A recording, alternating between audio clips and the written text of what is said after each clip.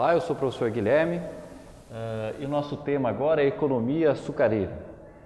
Foi a atividade econômica que predominou no período colonial, principalmente durante os séculos 16 e 17, os dois primeiros séculos da nossa colonização. O grande interesse de Portugal, lembrando, era encontrar metais preciosos, mas isso não conseguiu inicialmente durante a colonização. Então Portugal, digamos assim, deu um jeito de tornar essa colônia rentável, transformando o Brasil numa colônia agrícola de exploração. E para dar início a uma atividade econômica lucrativa, Portugal escolheu o açúcar como produto para investimento. Por quê? Então estão aqui algumas razões.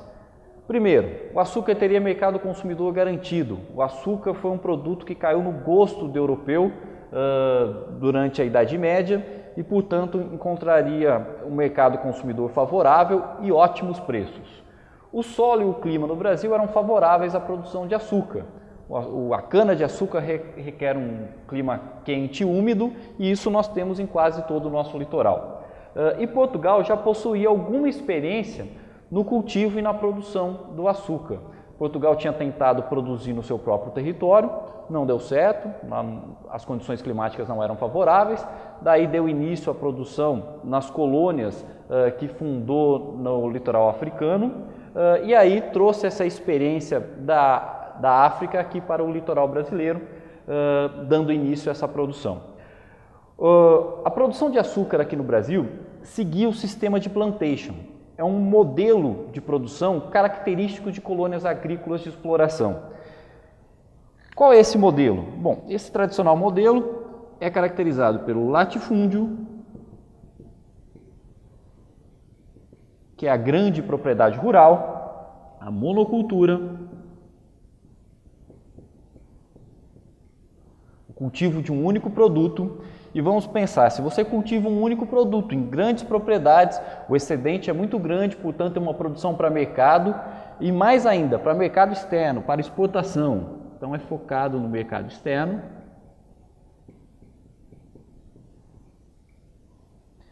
E requer muita mão de obra. E como isso não existia em Portugal nesse momento, Portugal então resgata a escravidão e institui esse regime de trabalho aqui no Brasil. Então, mão de obra escravo. Os primeiros engenhos com escravos indígenas e aos poucos, ao longo do século XVI, essa mão de obra indígena foi sendo substituída pela mão de obra do escravo negro africano. O açúcar era produzido nos engenhos. Portanto, os engenhos constituíam as unidades produtivas, onde a cana era cultivada e depois ocorria todo o processo de transformação da cana-de-açúcar em açúcar. A montagem de um engenho era extremamente cara. O senhor de engenho, ele ganhava a terra de um capitão donatário, mas a partir daí as dificuldades eram muitas. Ele tinha que construir uma casa grande, que era sua habitação, a senzala, comprar centenas de escravos que eram necessários para essa atividade agrícola. Além disso, existia toda uma estrutura para a transformação da cana-de-açúcar em açúcar. Na casa de engenho, que inclusive dava nome à unidade produtiva, havia várias máquinas, todas importadas e todas muito caras. Portanto, era difícil que um produtor tivesse todo esse capital inicial para investir de uma só vez na montagem do engenho. Era necessário financiamento. E a coroa portuguesa não tinha esses recursos, portanto, um terceiro tinha que entrar nesse empreendimento. E os engenhos encontraram nos holandeses, em bancos holandeses, seus financiadores. Então, tudo isso contou com financiamento